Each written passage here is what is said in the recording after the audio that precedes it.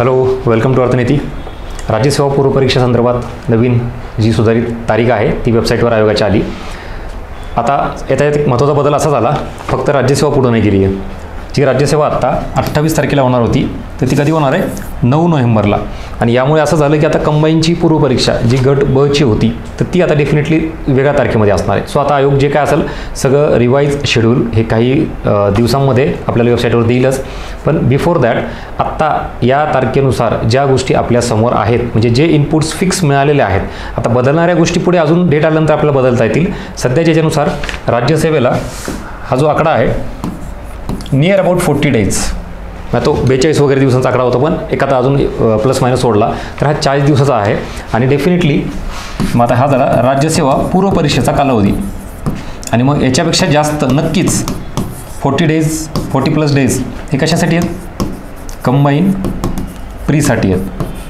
So एकंदरीत आता आपल्याला एक्स्ट्राचा वाढीव कालावधी हा मिळाला. आणि मग इथून सगळे कॅल्क्युलेशन जे आपले एकदम टोकार आले होते की आता परीक्षा द्यायचीच आहे तर ते परत रिसेट करावे लागतील. मग रिसेटमध्ये इथं मी एक पॉईंट मेन्शन करतो. जस्ट काही जणं या सगळ्या गोष्टीला आता काही निगेटिव्ह डील करतील, निगेटिव्हच्या अँगलनी बघतील की व्हायलाच पाहिजे होती अशी. आता ॲक्च्युली सध्याची परिस्थिती बघता आपण इतरांचा विचार केला तर हे योग्यच निर्णय आहे. कारण आपण इथं राहतो शहरात किंवा आपल्याला या पुराचा पाण्याचा फटका बसला नाही म्हणून ती तीव्रता जाणवत नाही. ॲक्च्युअल परिस्थिती जी खरंच तिथं भोगतायत त्यांना माहिती आहे. त्यामुळे हा निर्णय चांगला आहे. जनरली उलट असतं की आयोग बऱ्याच वेळा ठाम राहतं घ्यायचं आणि मग हे करत नाही. आपल्याला असं वाटतं की प्रत्येक वेळेला परीक्षा झाली पाहिजे, त्या ठिकाणी ते निर्णय योग्य असतात. पण या वेळेसची जी सिच्युएशन आहे ती खरंच जेन्युइन होती. त्यामुळे ते इथं त्याला निगेटिव्ह घेण्याचा काही विषय येतच नाही, कारण आपल्याला परिस्थिती काय हे माहिती आहे. मग आता उरला ऑप्शन काय? एकच, पॉझिटिव्ह हा जो काही निर्णय आहे ते घ्या. मग ह्याच्यामध्ये ज्या रिॲक्शन्स येतील आता विद्यार्थ्यांच्या 2 प्रकारचे रिॲक्शन्स आहेत. आता आयोगाने तर ॲक्शन घेतली, डेट डिक्लेअर केली, आयोगाचं काम झालं. आता त्याला रिॲक्ट आपण जे विद्यार्थी म्हणून म्हणतो आम्ही आता स्टुडंट म्हणून, ते पण अभ्यासासंदर्भात इथं निगेटिव्ह रिॲक्शन्स होणे म्हणजे मी आता काही पॉईंट्स काढलेत. जनरल माझ्या ऑब्झर्वेशननुसार मागच्या काही या सगळ्या अभ्यासाच्या याच्यातून जे काही फ्रस्ट्रेशन असतं ते आता इथं निघतं बाहेर. आणि सलग आता आजचा उद्याचा किंवा अजून 2-3 दिवस नाही 8 दिवस फक्त आणि फक्त आपण आयोगाला दोष देणे किंवा अजून काहीतरी करणे किंवा चर्चा करणे, डिस्कस करत राहणे सतत ह्याच्याबद्दल, किंवा आता मग कंबाईनच्या डेटबद्दल चर्चा करत बसणे, व्हॉट एव्हर जे काय असेल ते. पहिला पॉईंट. सेकंड, ह्याच्यातून चर्चा करत करत थोडंफार लायब्ररीत जाणे, अर्धवट अभ्यास करणे. आधी 10-10 तास अभ्यास करायचा होता, आता 4-5 तास अभ्यास होतो. म्हणजे लिंक आहे ना ती लिंक डिस्कनेक्ट करणे. ही तुमची रिॲक्शन सांगतो मी. बघा आता तुम्ही कुठल्या कॅटेगरीमध्ये बसता. तिसरी, ह्यालाच आपण लिंक डिस्कनेक्ट करणे म्हणजेच लूज पडणे म्हणतो. निवांत आता बघू, फार वेळ मिळाला ना तर आता थोडं रिलॅक्स राहून आणि मग अभ्यास करू. नेक्स्ट, प्रायोरिटी चेंज करणे सगळ्यात घातक आहे. बघा मी परत सांगतो, आता तुम्हाला भरपूर यूट्यूबला व्हिडिओ मिळतील की सगळे कशाबद्दल चर्चा करत असतील की आता परीक्षा पुढे गेली आहे आणि मग काय प्लॅन केला पाहिजे. तर डेफिनेटली ते गरजेचे आहेत. पण माझं असं म्हणणं आहे, आता तुम्ही तुमचा नेमका माइंडसेट काय तयार झाला आहे, आधी निगेटिव्ह साईडला आहात की पॉझिटिव्ह साईडला, आधी हे स्वतःला सांगा. प्रायोरिटी चेंज करणे हा सगळ्यात घातक काय? बऱ्याच जणांना असं वाटतं की आता येणारी माझी अजून दुसरी कुठली तरी एक्झाम समोर आली आहे, मग ती सरळ सेवा असू शकते, अजून कुठली आहे. तसं जर केलात तर परत तुमचे काही जे एफर्ट्स आहेत, जी एनर्जी आहे ती तिकडे डायव्हर्ट होईल आणि मग राज्यसेवा जी होणार आहे पूर्व परीक्षा तर त्याला कमी पडेल आणि मग काही मार्कांनी जर कट ऑफ गेला तर पुन्हा पश्चाताप होतो. त्यामुळं इथं निगेटिव्हमध्ये टाईमपास करणे, लूज पडणे, लिंक डिस्कनेक्ट करणे, अभ्यासाची लिंक आणि प्रायोरिटी चेंज करणे असं जर केलात तर तुम्ही शुअर शॉट अपयशाकडे चाललात. Point to be noted. काय नाही करायचं हे इकडं लक्षात आलं तुम्हाला, किंवा इकडं जर तुम्ही असाल तर स्वतःला ओळखा आणि इकडे या. आता पॉझिटिव्हमध्ये काय असेल एक्झॅक्टली, आता जे काही एक्स्ट्राचे दिवस मिळालेत 40 दिवस 42 दिवस व्हॉट एव्हर जे काय असतील ते, ह्याच्यामध्ये आपण तात्पुरतं पटकन सेल्फ ॲनालिसिस करून आपल्या अभ्यासाचं हे डिसाईड करता येईल की कुठला एरिया वीक राहिला होता, जे आत्ता करणं गरजेचं आहे. व्हॅल्यू ॲडिशनला कुठं चान्स मिळतो आहे का मला? एक तर नवीन डिस्क्रिप्टिव्ह पॅटर्न आहे, पहिलीच एक्झाम होणार होती आपली ही, आणि मग त्या पहिल्या एक्झामला अजून वाढीव वेळ मिळाल्यानंतर चांगली गोष्ट आहे ना. कॉम्पिटिशन जे ज्या लेवलला गेलं आहे त्या लेवलला मॅच करायला आपली एक संधी मिळाली, अपॉर्च्युनिटी म्हणून घ्यावी. त्याच्यामध्ये काय काय पॉईंट येतील बघा. मोस्ट इम्पॉर्टंट व्हॅल्यू ॲडिशन हा एक प्रकार. सेल्फ ॲनालिसिस करून तुमचे weak area strong area find out करा. त्याच्याही पलीकडे जाऊन परफेक्शन जे आपल्याला नव्हतं कदाचित तेही आणा. आणि ॲज कम्पेअर टू UPSC MPSCला थोडा फॅक्च्युअल अँगल लागतो. बऱ्याच राज्यसेवा करणाऱ्या विद्यार्थ्यांचा हा एक निगेटिव्ह पॉईंट आहे, तो भरून काढायचं. कन्सेप्च्युअल डेप्थ खूप आहे पण फॅक्च्युअल अँगल कमी आहे, ते भरून काढा. नेक्स्ट पुन्हा सगळ्यात महत्त्वाचा येतो की बऱ्याच जणांचा अभ्यास खूप झाला आहे, कन्सेप्ट झालेत, फॅक्ट झाल्यात, पण टेस्ट सिरीज सोडवायला कमी पडलो, ज्याला आपण MCQ प्रॅक्टिस म्हणतो, तो एक कॉल इथं घ्या. आणि ह्याच्या पलीकडं जर असं वाटतं की सर काहीच नाही माझं सगळं झालं आहे, तर तुमचे मल्टिपल रिव्हिजन करानं. आधी 2 रिव्हिजन झाले, आता 3 पडतील, 4 रिव्हिजन पडतील. म्हणजे त्या सब्जेक्टला पूर्ण सगळं रिवाईज करा. ह्या रिव्हिजनमुळं होईल काय माहिती का, तुमचं परफेक्शन वाढेल. परफेक्शन वाढल्यानंतर काय होतं माहिती का, परीक्षेमध्ये ॲक्युरसी वाढते. पेपरमध्ये गेलात तर जास्तीत जास्त प्रश्न ॲक्युरेट येतात. ॲक्युरसी वाढल्यामुळे काय होतं, तुमचा स्कोअर वाढतो. स्कोअर वाढल्यामुळे काय होतं, तुमचा रिझल्ट येतो. मग ह्याच्याकडे जर लक्ष दिलात तर निगेटिव्हिटी येत नाही, काही चर्चा करायची गरज नाही, कशामुळे झालं, काय झालं किंवा काही नाही. बघता बघता हे दिवस निघून जात. मी परत सांगतो, हा व्हिडिओ आजची तारीख, आजचा वेळ लिहून ठेवा. 15-20 दिवसांनी असा जाग येतो ना, दचकतो माणूस, अरे आत्ता तर पुढे गेली होती, आता तर मी निवांत झालो होतो, आणि बघता बघता परत तीच वेळ आली का. म्हणजे जी गोष्ट आता 10 दिवसापूर्वी तुमची जी मानसिकता होती त्याच मानसिकतेत तुम्ही परत डबल जाणार आहेत, आज स्वतःला सांगा. आणि त्या मानसिकतेत, त्या प्रेशरमध्ये जाण्याच्या अगोदर हा जो निवांत वेळ भेटला आहे, ह्या उलट निवांत वेळेमध्ये डोक्यावर प्रेशर नसल्यामुळे ग्रास्पिंग पॉवर वाढते. अजून जास्त इफेक्टिव्हली तुमचा जो काही मेंदू आहे तो वापरता येतो, काम करता येतं. प्रेशरमध्ये काय होतं, ग्रास्प होत नाही. आता रिलॅक्स ह्याच्यामध्ये ना पूर्ण बॉडी माइंड रिलॅक्स झाले, चांगली गोष्ट आहे, त्याचा वापर इकडं करा.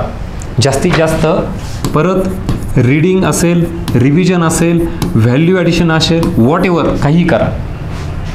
ठीक आहे, लक्षात आलं. माझ्या या आजच्या लेक्चरचा हेतू काय कळाला की आता इथून पुढं जो काही कालावधी मिळाला त्याच्यामध्ये 2 माइंडसेट आहेत, निगेटिव्ह आणि पॉझिटिव्ह. ह्याच्याबद्दल सांगितले मी, काय घ्यायचा विषयच नाही आहे. आणि मग इथं सुद्धा ज्या काही रिॲक्शन्स असतील विद्यार्थ्यांच्या तर त्याच्यामध्ये चर्चा करत बसणे, लिंक डिस्कनेक्ट करणे, तो मुद्दा सांगितला. आणि मग नाही तर हा इकडचा प्रकार आहे. आता अजून ह्याच्या पलीकडे एक कॅटेगरी आहे, मग ती कंबाईनवाली असू दे किंवा राज्यसेवा असू दे, कारण दोन्ही परीक्षेला इथं इफेक्ट पडलेला आहे. मी वाटलं तर कंबाईनवर सेपरेट स्ट्रॅटेजी बनवेल आता, कारण कंबाईनचा बराच ड्युरेशन पुढे गेला. आणि जसं राज्यसेवेची फिक्स डेट मिळाली, हा एक सगळ्यात चांगला मुद्दा झाला बरं का यावेळेला MPSCला. आणि दरवेळेस काय असायचं, यथावकाश हा कार्यक्रम असायचा, पण तसं नाही आहे. डेट देऊन टाकली आहे, सगळ्यात प्लस पॉईंट आहे तुमचा. म्हणजे उगाच असं भटकत बसायचं नाही की कधी डेट येईल, कधी वाट बघायची गरज नाही राज्यसेवाल्यांसाठी. आता कंबाईनला काही दिवसांनी पिक्चर क्लिअर होईल, पण त्याच्या अगोदर जर कंबाईनला इथून पुढे काही करायचं असेल, हा ड्युरेशन मोठा आहे, काय करायचं आपण सेपरेट बोलू याच्यावर. या इकडं आता परत. आता राज्यसेवावाले असतील, ह्याच्यामध्ये बरेच जण काय करतील, पूर्ण सगळं रिस्ट्रक्चर, सर नाही आता मी 0पासून सुरुवात करतो, आता वेळ भेटला ना परत पहिल्यापासून करतो. सगळ्यात मोठी चूक असेल तुमची, सगळ्यात. असं होत नसतं. आता परत मी वेळ भेटला म्हणून 0पासून वाचतो, नाही सर मी परत नवीन प्लॅनिंग करतो. हां, तुम्ही सेल्फ इव्हॅल्युएशन करा ना, 0 बजेट मांडायचं का मांडा ना, पण त्याच्यामध्ये फक्त थोडंच जो एरिया मिसिंग होता, थोडं अजून व्हॅल्यू ॲडिशन, थोडी अजून डेप्थ वाढवायची का, एवढ्यापुरतंच तुम्ही काम करू शकतात. तुम्हाला 1 महिना मिळाला, 1 वर्ष नाही मिळालं. त्यामुळं पूर्ण सगळं प्लॅनिंग रिस्ट्रक्चर करण्याच्या भानगडीत पडू नका. सगळं एकदमच नव्यानेच करतो मी असं करू नका. फक्त जास्तीत जास्त रिव्हिजनबद्दल, व्हॅल्युएशनबद्दल, परफेक्शनबद्दल किंवा MCQ प्रॅक्टिस या अशा बाबतीत काही वर्कआउट होतं आहे का बघा. पूर्णच्या पूर्ण सगळे विषय मी आता नव्याने परत वाचायला घेऊ का, तर ती फार मोठी चूक असेल, होणार नाही. पुन्हा तुम्ही मोठं टार्गेट दिलेलं असेल स्वतःला, अचीव्ह नाही झाले की निगेटिव्हिटी येते, डिप्रेशन येतं. एक्स्ट्राचा वेळ मिळून सुद्धा पश्चाताप होतो की फार मोठी चूक केली मी, परीक्षा झाल्या फार मोठे व्हिडिओ बघितले, उत्साह आला मस्त, एक्स्ट्राचे 40 दिवस भेटले आणि नको ते करत बसलो. आणि मग पुन्हा अशी स्टेज येते की काही फायदा काहीच नाही ह्या 40 दिवसाचा. त्यामुळे हे जागा करणारा व्हिडिओ मी आत्ता पहिल्यांदाच टाकतो आहे. नक्की तुमचे फीडबॅक आणि लाईक्स तुमच्या ह्याच्यात मेन्शन करा, कारण हा अँगल, हा ॲप्रोच आहे ना, हा फार उशिरा कळतो आपल्याला, कारण सगळं रिस्ट्रक्चर करून बसलेलं असतो. बरं, अजून महत्त्वाची गोष्ट इथं, आता जे इथून पुढं जे चर्चा डिस्कशन करणारे आहेत, निवांत राहणारे आहेत, प्रायोरिटी चेंज करणारे आहेत, त्यांच्यापासून आधी स्वतःला बाजूला करा. हा जो सगळा वर्ग आहे हा खूप जास्त असणार आहे. का, MPSCमध्ये त्यातही विशेषतः सदाशिव पेठेमध्ये मी जेवढं बघितलं आहे, ऑब्झर्व केलं आहे, रिझल्ट लागल्यानंतर, एक्झाम पुढे गेल्यानंतर, फर्स्ट आन्सर की आल्यानंतर, अशा कुठल्याही गोष्टी आयोगाच्या नोटिफिकेशन आल्यानंतर काही दिवस फक्त आणि फक्त चर्चा होते, त्यातून आउटपुट काहीच नाही.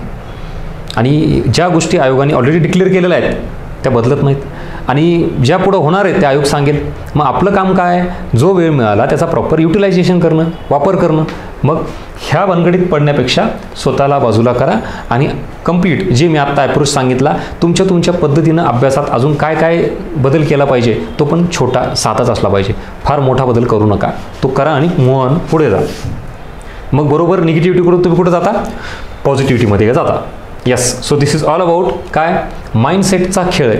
ह्याला तुम्ही तुमच्या पद्धतीनं कसं रिॲक्ट करता, कसं घेता याच्यावर रिझल्ट ठरेल. नाही तर मग उगाच सर गेली परीक्षा पुढं फार छान वाटलं, अभ्यासाला वेळ मिळाला, माझं हे राहिलं होतं ते राहिलं होतं, पण पुन्हा तीच वेळ येईल, तसंच राहिलं तेच राहिलं, त्याच चुका परत केलेल्या आहे. ठीक आहे, चलो, सो ऑल द बेस्ट. उरलेला कालावधी हा चांगला युटिलाइज करा. अजूनही तुमचे काही डाऊट्स काय असतील तर कमेंट बॉक्समध्ये मेन्शन करा, आपण त्याही गोष्टीवर चर्चा करू.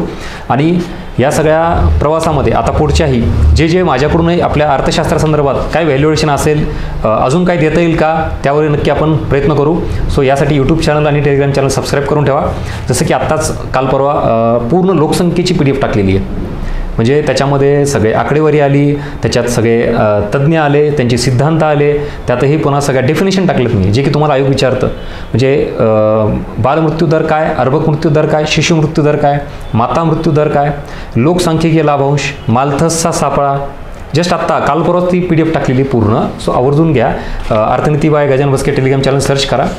फॅक्ट्सवर जे म्हणलं मी तुम्हाला, कंबाईन असेल, राज्यसेवा असेल, फॅक्ट्सवर प्रश्न असतात, तर त्या फॅक्टची पूर्ण PDF कंपायलेशन करून फ्रीमध्येच उपलब्ध आहे. ह्या दोन्ही गोष्टी मी तुम्हाला सांगतो, कुठलीही कॉस्ट पे करायची गरज नाही. आणि मग हा उरलेला वेळ आहे ना, जे मटेरियल तुमच्यापर्यंत पोहोचलंच नाही ते आत्ता आहे अवेलेबल, ते घ्या, प्रिंट काढा आणि त्याच्यावर एक रीडिंग करा.